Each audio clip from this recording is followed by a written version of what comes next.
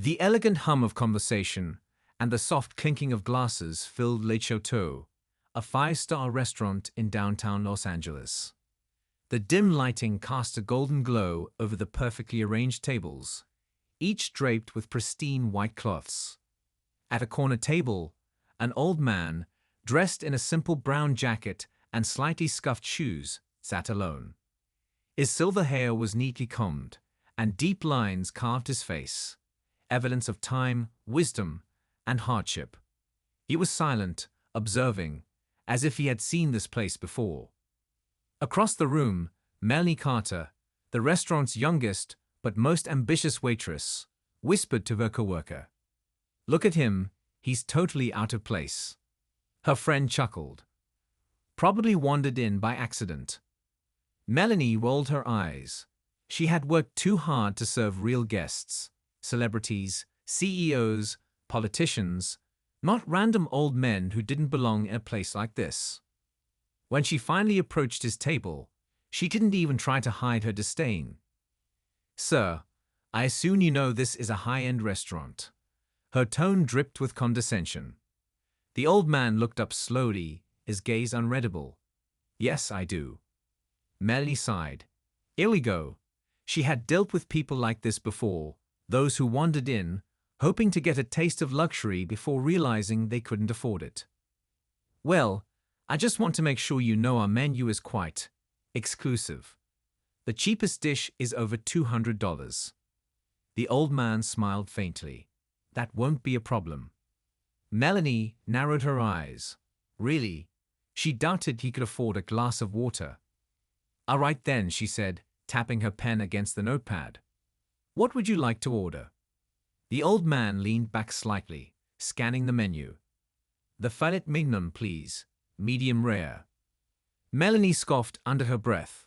Of course, he picked the most expensive thing on the menu. "And to drink?" "A glass of your finest red wine." Her lips curled in a smirk.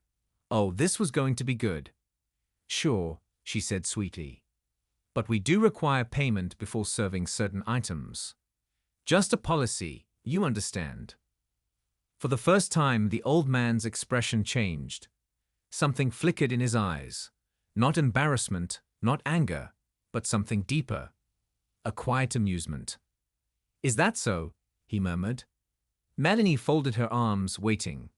"Come on, just admit you can't afford it, and leave." But instead, the old man did something unexpected. He reached into his jacket pocket and pulled out a sleek black card. A card that Melanie had only seen billionaires use. Her stomach dropped. Before she could speak, a voice from behind made her freeze. "Mr. Eastwood, sir. Please forgive her. She didn't recognize you." Melanie's blood ran cold. "Wait. Mr. Eastwood? As in Clint Eastwood?" Her breath caught in her throat. And just like that, her entire world shifted.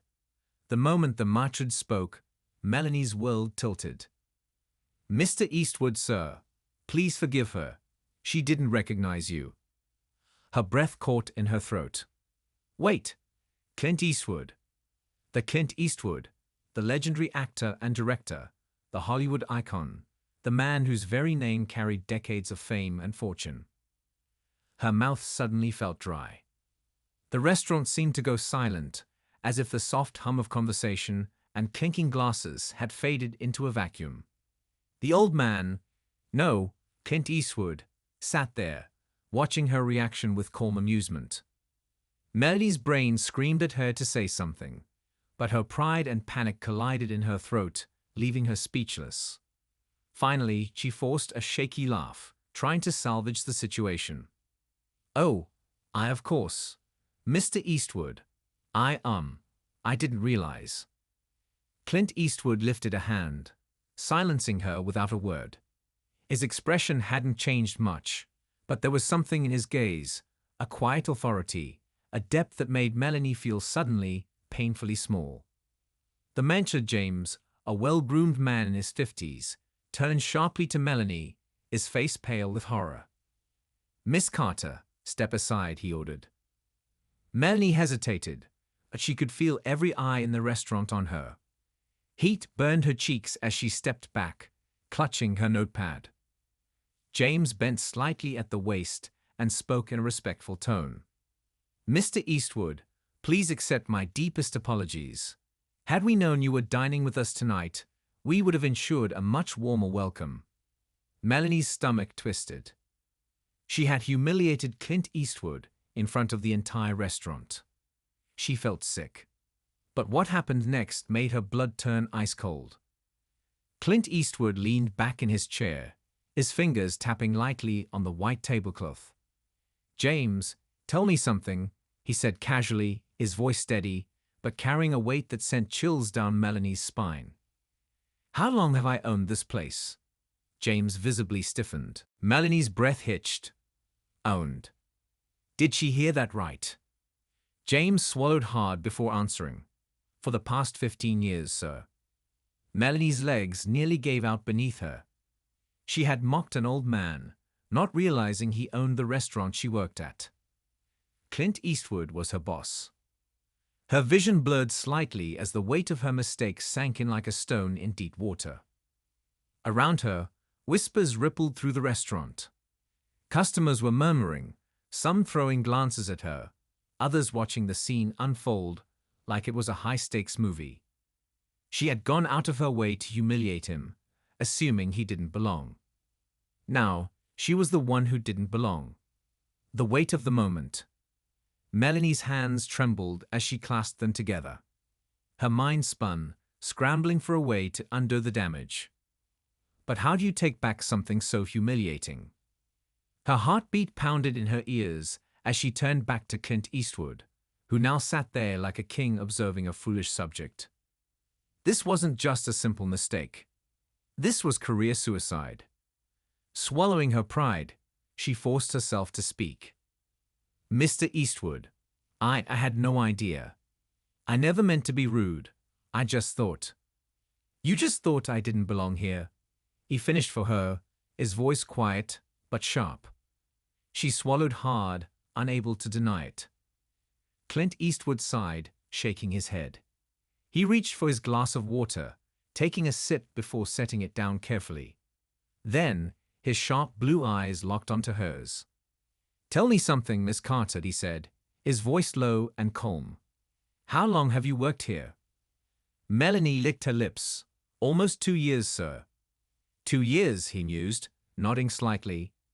"And in those 2 years, you've decided you know exactly who belongs here and who doesn't." The words stung. She wanted to defend herself, to explain that it wasn't what it looked like, but deep down she knew. She had judged him. And she had judged others before too.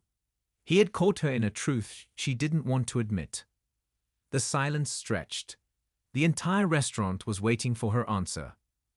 Finally, she lowered her head. "No, sir." Clint Eastwood leaned forward slightly, resting his elbows on the table.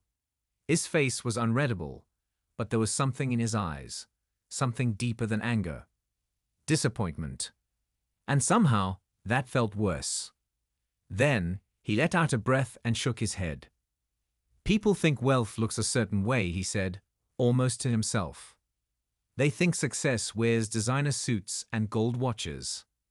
But let me tell you something, young lady. I've met millionaires in thrift store jackets and con artists in custom-tailored suits. You don't judge a book by its cover, and you sure as hell don't judge a man by his shoes." His voice was firm, but not cruel. It was a lesson, one that cut deeper than any punishment could. Melanie's throat burned with shame. This wasn't just about losing her job. This was about who she had become. Was this the kind of person she wanted to be? The final blow, James, who had been watching quietly, finally cleared his throat. "Mr. Eastwood, how would you like to proceed?"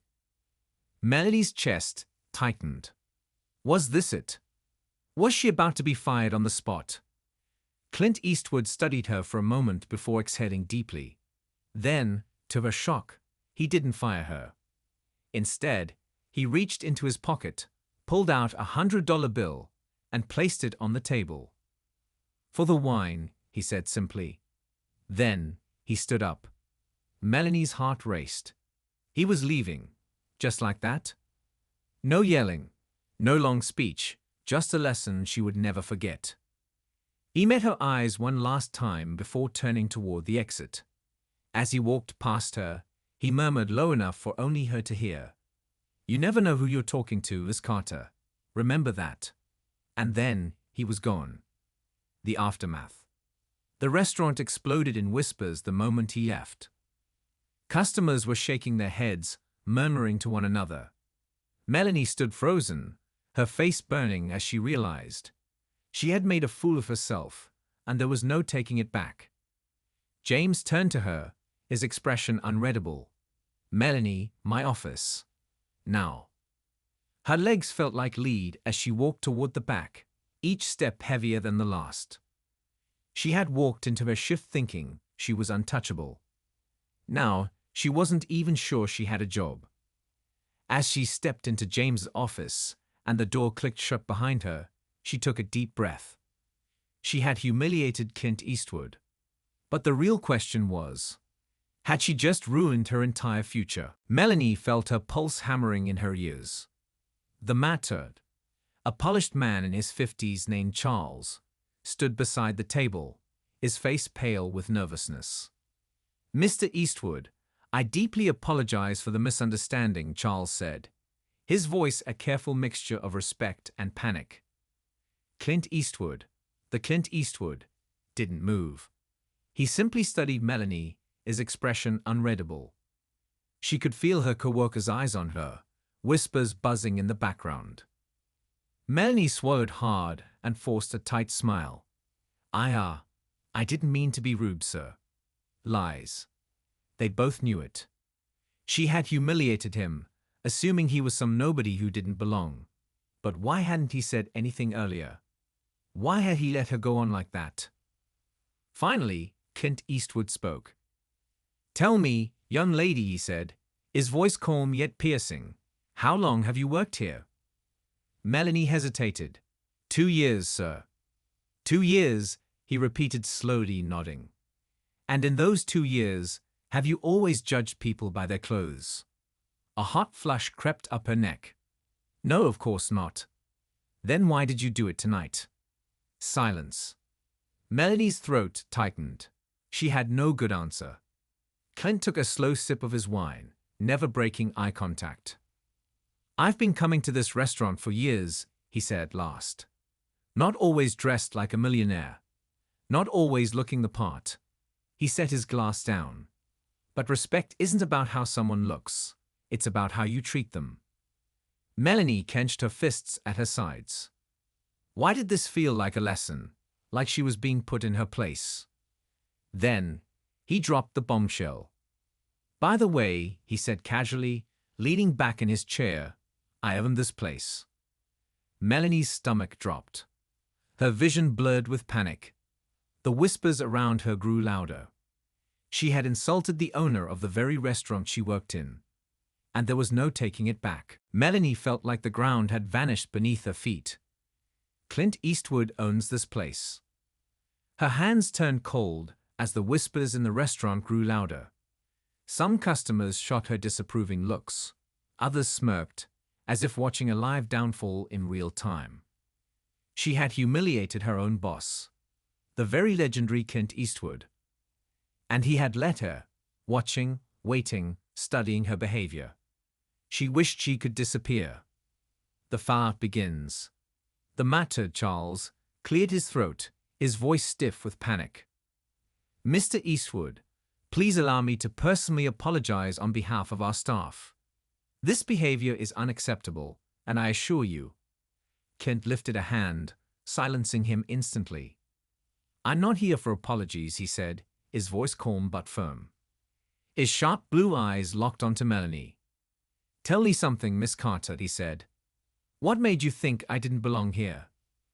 Melanie's mouth opened, but no words came out. Was there a right answer? Because the truth that she had looked at his clothes, his age, his demeanor, and assumed he was a nobody, felt too cruel to admit out loud. She hesitated too long. Clint sighed. I see. You don't even know. Something about that statement stung more than an insult. It wasn't just that she had misjudged him. It was that she had done it without even thinking.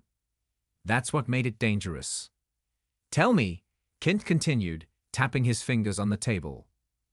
If I walked in here wearing a designer suit, would you have treated me differently? Melanie felt heat crawl up her neck. No, sir, She exhaled sharply, realizing there was no point in lying. Yes, I probably would have.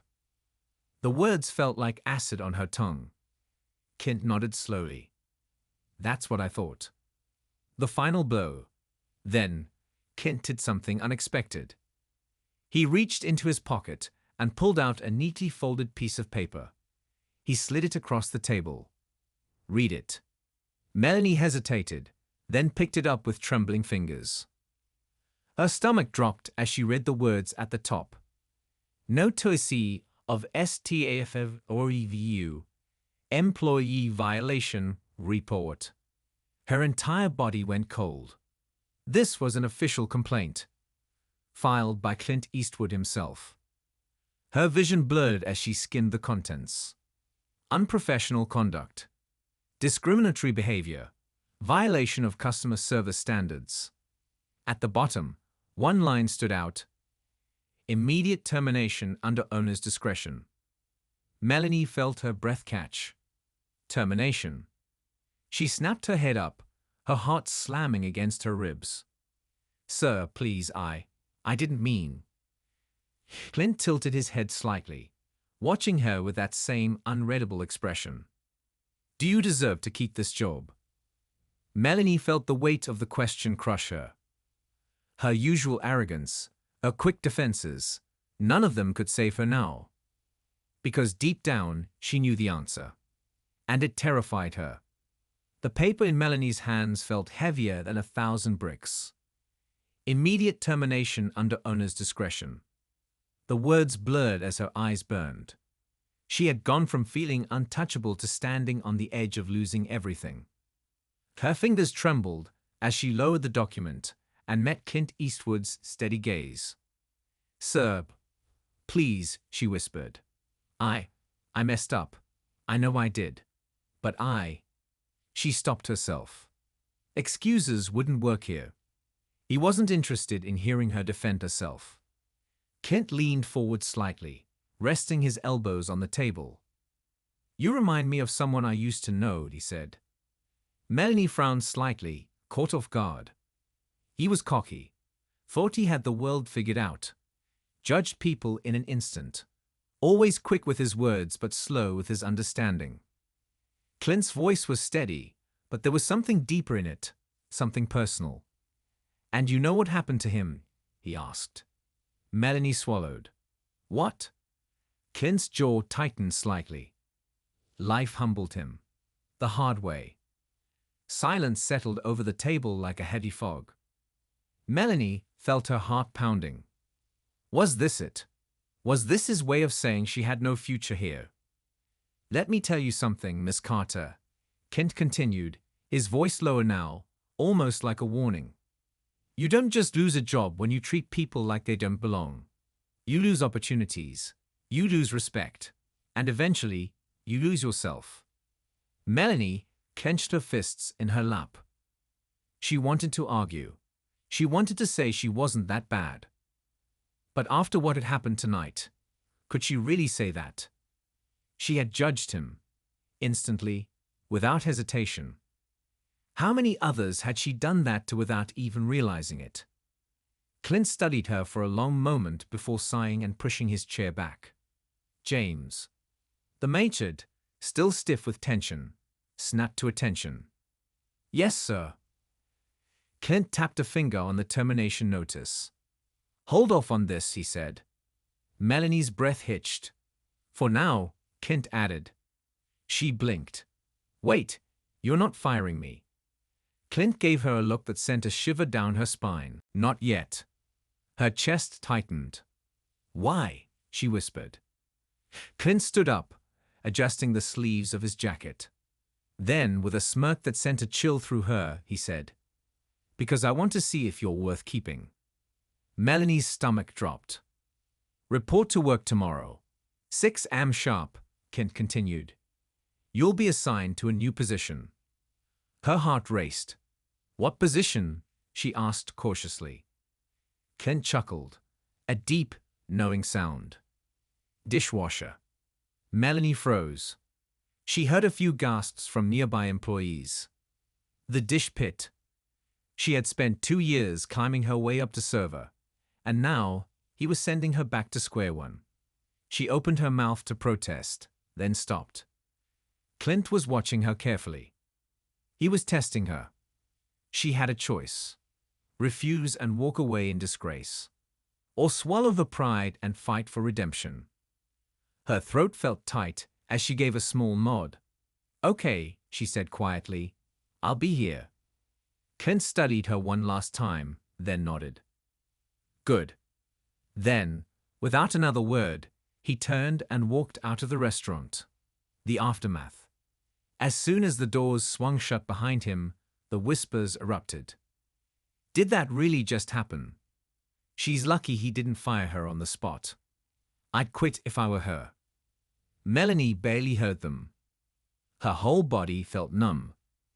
Charles, the macho, exhaled and rubbed his temples. Melanie, he said, his voice a mixture of exasperation and disbelief. I don't know how you just survived that, but don't push your luck. She nodded, unable to speak. Because deep down she knew, tomorrow morning, everything would change. The sharp clang of dishes echoed through the dimly lit kitchen. The heat was unbearable, steam rising from industrial sinks as the dishwashers worked non-stop. The air smelled of soaked food scraps and industrial soap, a far cry from the elegant dining floor Melanie was used to. And now, this was her new reality. She gritted her teeth, rolling up her sleeves as she stared at the towering pile of dirty dishes in front of her. The dish pit. Her punishment. Her test. She had never done dishwashing duty before. That was a job for the back-of-house staff, the workers she had always ignored or treated as invisible. Now, she was one of them. She could feel the eyes of the kitchen staff on her. Some of them smirked. Others whispered. Looks like Miss Fancy Server got knocked down a peg. Bet she won't last a day. Melanie ignored them. Or at least, she tried.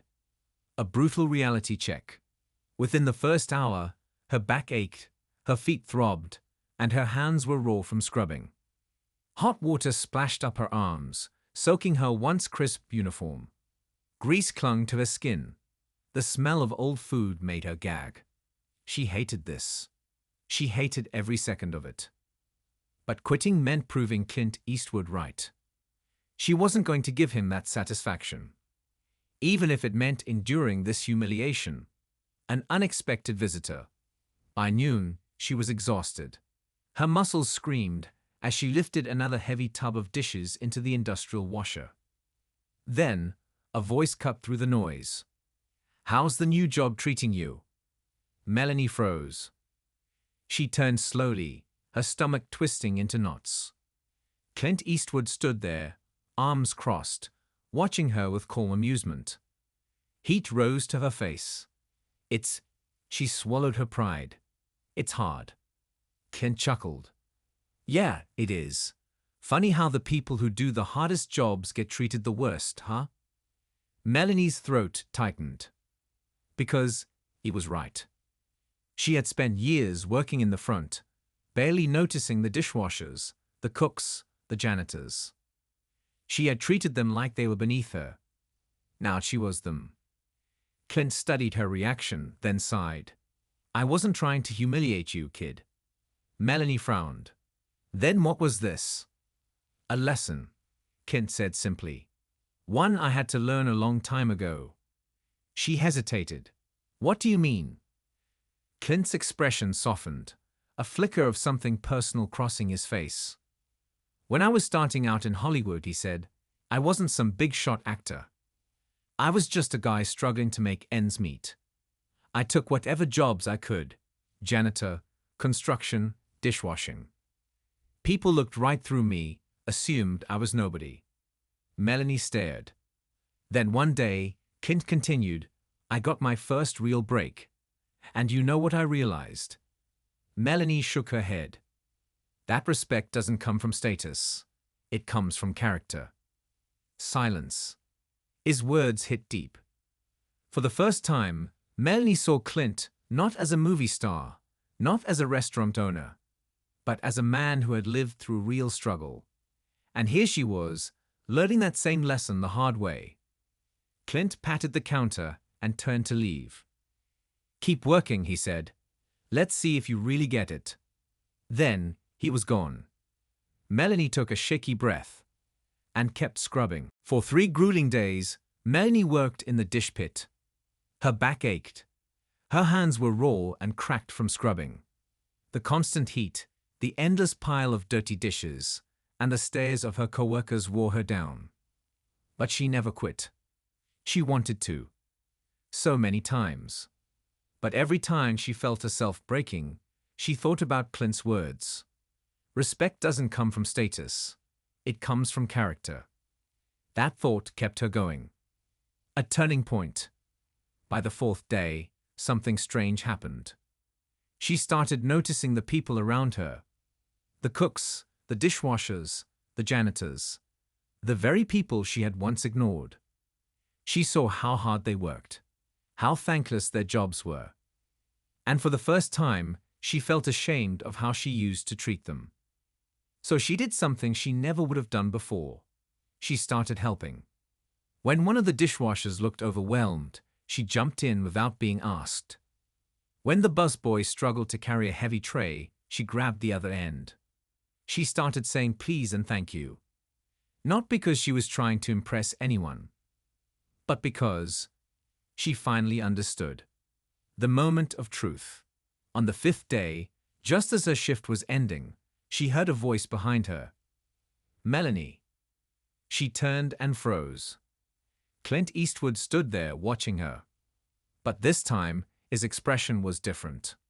Not amused. Not testing her. Just curious. Come with me. Melanie wiped her damp hands on her apron and followed him. Instead of leading her to his usual corner table, he took her somewhere she never expected, the private office at the back of the restaurant. Inside, Kent leaned against his desk and studied her for a long moment. So, he finally said, what did you learn? Melanie took a slow breath. That I was a terrible person, she admitted. Clint smirked. Harsh, but go on. I judged people, she continued. I assumed I was better than them just because I worked the front. I never saw how hard they worked. I never respected them. Her throat tightened. I see them now, she whispered. Clint nodded, as if that was the answer he had been waiting for. He pulled something out of his desk, a neatly folded paper. Melanie's stomach dropped when she saw what it was. The termination notice. Clint tapped a finger on it. Should I still fire you? Melanie swallowed hard. She could have begged for her job. She could have made excuses. But for the first time in her life, she took responsibility. That's up to you, she said quietly. But if you do, I won't blame you. A long silence. Then, Kent did something that made Melanie's breath catch. He took the paper and ripped it in half, then into quarters, and dropped it in the trash. Melanie's eyes widened. You start back on the floor tomorrow, Kent said simply. But this time, you do it right. Melanie couldn't speak. She just nodded, feeling something she hadn't felt in a long time. Gratitude. The final words. As she turned to leave, Kent called out, "One last thing, kid." She turned back. Next time someone walks into this restaurant, no matter how they're dressed, no matter who they are, he held her gaze. You treat them with respect, because you never know who they might be. Melody swallowed hard and nodded. She would never make that mistake again. The next evening, Melanie stood at the front of the restaurant. But this time, everything felt different. She wasn't just standing there as a server. She was standing there as someone who had been humbled, broken down, and rebuilt. The chatter of wealthy guests, the clinking of silverware, the scent of expensive wine, everything was the same. Yet she had changed. She ran a hand over the crisp, freshly pressed uniform she had taken for granted before. Not this time. This time, she would earn it. The real test. She carried a tray of wine glasses toward a corner table when she spotted a man walking in through the front entrance. His clothes were worn. His boots were dusty. He looked out of place among the perfectly dressed clientele. The kind of man she would have dismissed before. Melanie's heart thumped. This was it. This was her real test. For a split second, the old her almost crept back. But then she remembered Clint's words. Next time someone walks into this restaurant, no matter how they're dressed, no matter who they are, you treat them with respect, because you never know who they might be. So instead of rolling her eyes, instead of making another mistake, she walked up to him with a genuine smile. "Good evening, sir," she said warmly. "Welcome. Do you have a reservation?" The man blinked in surprise, as if he hadn't expected kindness. "No, but, I was hoping to get a table," he said cautiously. Melanie nodded. "Of course, let me find you the best seat we have." As she turned to grab a menu, she caught a glimpse of someone watching her. Clint Eastwood, sitting at his usual table. A slow, knowing smile spread across his face. Melanie's chest tightened. She had passed. A final reflection. That night, as she walked home, she thought about how much had changed in just a few days. She had walked into this restaurant as a woman who thought she had all the power. She had left as a woman who understood what true power really was. Not in titles, not in status, but in how you treat others. Melanie knew she would never be perfect, but she also knew she would never make the same mistake again. And that, more than anything, was the lesson Clint Eastwood had wanted her to learn.